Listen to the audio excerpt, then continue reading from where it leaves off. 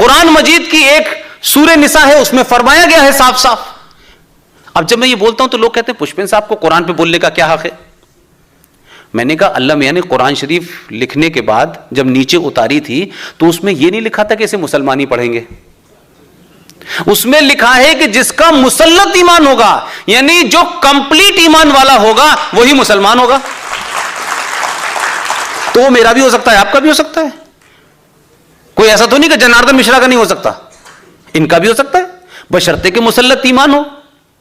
तो भाई जब मुसल्लत ईमान है तो सूरह निसा में क्या लिखा हुआ है? सूरह निसा यह कहती है और सूरह यासीन यह कहती है कि अल्लाह अपने फॉलोअर से, उन लोगों से जो उसके फॉलोअर हैं, उनसे कहता है कि मैंने दुनिया की हर बेहतरीन चीज तुम्हारे लिए दी है। पेड़ पौधे, जमीन, सूरज, चांद, सब कुछ मैंने तुम्हें दिया है। तुम्हें जिंदगी कैसे जीनी है यह भी मैंने बताया है। लेकिन एक बात ध्यान रखना, अगर मेरे बताए रास्ते से हटे तो मैं इसी धरती पर, इसी जमीन पर ऐसे लोग भेजूंगा जो तुम्हें मार मार कर मेरे रास्ते पे ले आएंगे।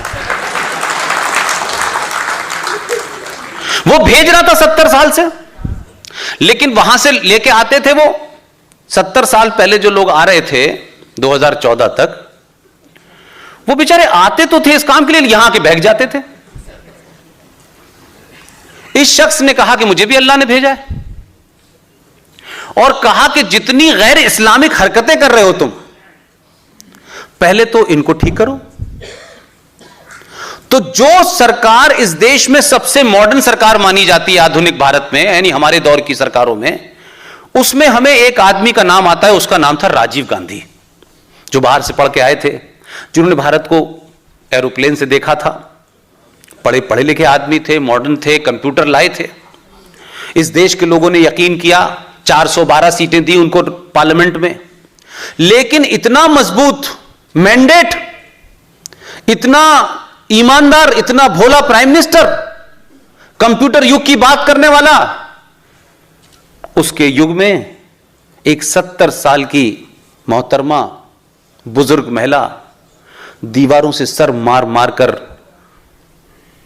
24 साल हो गए उसे, और जगह जगह जाके कहती थी कि मेरे शौहर ने मुझे 24 साल से तलाक दे रखा है, लेकिन तलाक मुझे दे दिया है, तलाक के बदले में जो मुझे मिलना चाहिए था, जो मुझे कंपनसेशन मिलना चाहिए था, जो मुझे महीना मिलना चाहिए था, वो नहीं देते। मैं तो हर मुफ्ती के यहां गई, मैं तो देवबंद भी गई, मैं तो बरेलवी भी गई, मैं अहले हदीस भी गई, मैं सब जगह गई, किसी ने मेरा साथ नहीं दिया।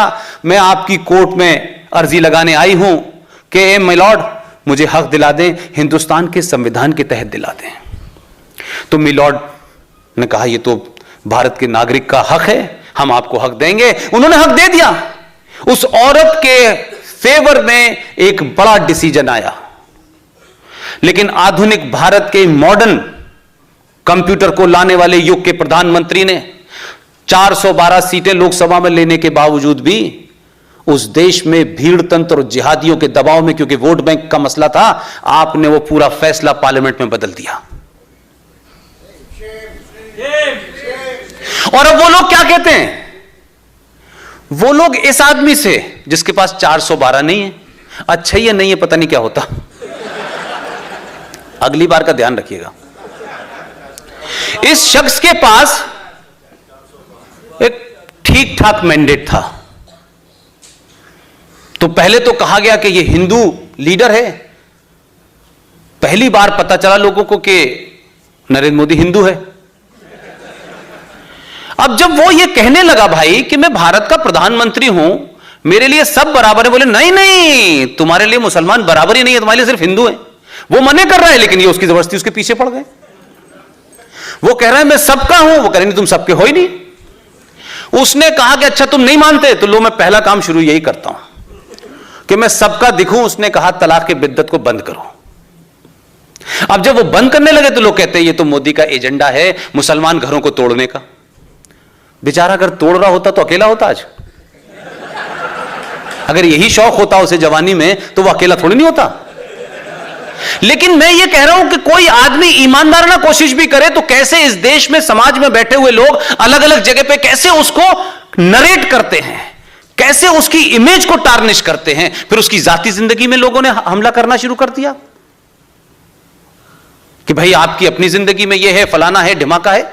लिहाजा मैं ये मानता हूं कि इतने क्रिटिसिज्म के बावजूद भी, इतनी दबाव के बावजूद भी उसने 3 बार ऑर्डिनेंस ला करके यह साबित कर दिया कि वो सबका प्रधानमंत्री है।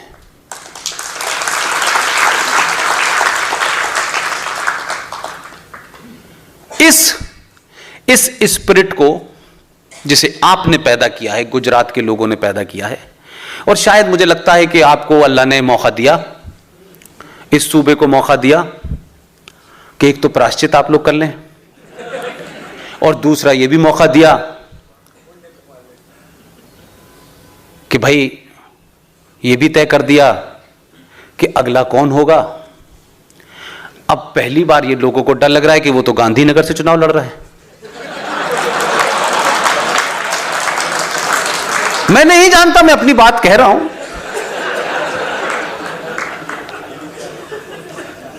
तो हमारे देश में इस्लामिक आतंकवाद अपने पूरे चरम पर है, और इस इस्लामिक आतंकवाद को हमने 70 सालों में खूब फलने फूलने दिया। इसलिए जो लोग इस्लामिक आतंकवाद की पैरोकारी करते हैं, जो महबूबा मुफ्ती 3 दिन पहले यह कह रही थी कि अगर आपने आर्टिकल 35A से छेड़छाड़ की तो हम जम्मू कश्मीर में 1947 का माहौल बना देंगे। अगर गलती से यह कोई हिंदू लीडर कह देता तो इस देश में क्या हो जाता, बाप रे बाप। यह झूठ और मक्कारी है। एक लिबरल नहीं बोला कि यह कहने की हिम्मत कैसे हो सकती है कि एक मुख्यमंत्री है, एक्स मुख्यमंत्री है, उस विधानसभा की जीती हुई एमएलए है, वो इतनी बड़ी बात कह रही है। उस पे राजद्रोह का केस नहीं लगेगा, क्योंकि उस पे द्रोह का केस लगते ही ये तो कम्युनल सरकार हो जाती है। उसने कहा कि जितने अलगाववादी हैं मैंने 4 साल में उनको परेशान नहीं होने दिया। यह बात अलग है कि अब सत्ता में नहीं है तो एक कल परेशान हो रहा है कल से। जिस शख्स का नाम है यासीन मलिक, उसका इतिहास जानिए। यह नाम सिर्फ यासीन मलिक नहीं है, यह मकबूल भट्ट से शुरू कीजिए। यह JKLF क्या है, और यह यासीन मलिक कल जब उस ऑर्गेनाइजेशन को सरकार ने बैन किया तो देश ने भारत के होम सेक्रेटरी का बयान टेलीविजन पे देखा। मुझे कल कई लोगों ने टेलीफोन करके कहा, यार पुष्पेंद्र तुम्हें यह बात पता थी, हमें आज पता चली है। दिक्कत यह है कि बहुत सारे लोग जो हैं टेलीविजन पे जब तक प्रेस कॉन्फ्रेंस ना हो जाए उससे पहले उनको बात पता नहीं लगती। मैं पिछले 10 साल से कह रहा हूं यह बात। एक शख्स जो टेलीविजन पे आता है और वो ये कहने में फक्र महसूस करता है कि मैंने हिंदुस्तान के एयरफोर्स के 4 ऑफिसर का कत्ल किया है, टेलीविजन का कन्फेशन है उसका, लेकिन उसके खिलाफ कोई सरकार, कोई कंप्लेन, कोई FIR आज तक नहीं करती। कल जब उस पे बैन लगाने की बात हो रही थी JKLF पे, तो उन्होंने जो कारनामे किए थे उसमें एक कारनामा यह भी गिनाया गया, तब लोगों को पता चला। तो ये न पता चलने की समस्या हमारे समाज की है, जिसके चलते हम चीजों को बढ़ाते हैं, चलती चली जाती है। जम्मू कश्मीर राज आज आपका राज नहीं है। जम्मू कश्मीर में अगर भारत की कोई माइट, भारत का कोई रिप्रेजेंटेशन है, उसका नाम है भारतीय सेना। जो तिरंगा उठाता है उसको लाल चौक पहुंचने तक इतना मारा जाता है कि वो लाल चौक नहीं पहुंच पाता। लेकिन जम्मू कश्मीर के अंदर IS का झंडा जगह जगह नजर आता है। ये IS के झंडे पे क्या लिखा हुआ है, कुछ आइडिया है? IS का एक काला सा झंडा है। ये सब बात मैं इसलिए बता रहा हूं, ये आपको पता भी होगी। मेरा जो कंसर्न है वो ये है कि आप जब बाहर जाएं, अहमदाबाद में जाएं, सूरत में जाएं, अपने दोस्तों से मिलें, आपके इस सूबे के बहुत लोग बाहर हैं, उनको बताइए कि भाई मुसलमान मोहम्मद साहब का कार्टून किसी ने डेनमार्क में बना दिया था तो मुसलमानों को जबरदस्त गुस्सा था, तोड़ फोड़ आगजनी हो गई, पूरी दुनिया में हुई। मैं बार बार ये बात पूछता हूं भाई कि मोहम्मद साहब की शान में जो भी गुस्ताखी करेगा, ये गलत बातें नहीं करनी चाहिए क्योंकि वो आपके पैगंबर हैं। लेकिन ये मुझे समझ नहीं आया कि आईएस के झंडे पर ऊपर लिखा हुआ है ला इलाहा इल्लल्लाह और सर्किल में लिखा है मोहम्मद रसूल अल्लाह। ये आतंकवादी AK-56 जो है वो लोगों को मार रहे हैं, कश्मीर में गैर मुस्लिमों को मार रहे हैं। अब तो बचे नहीं, जो कुछ बचे हैं वो फौज के नाम पे मार रहे हैं।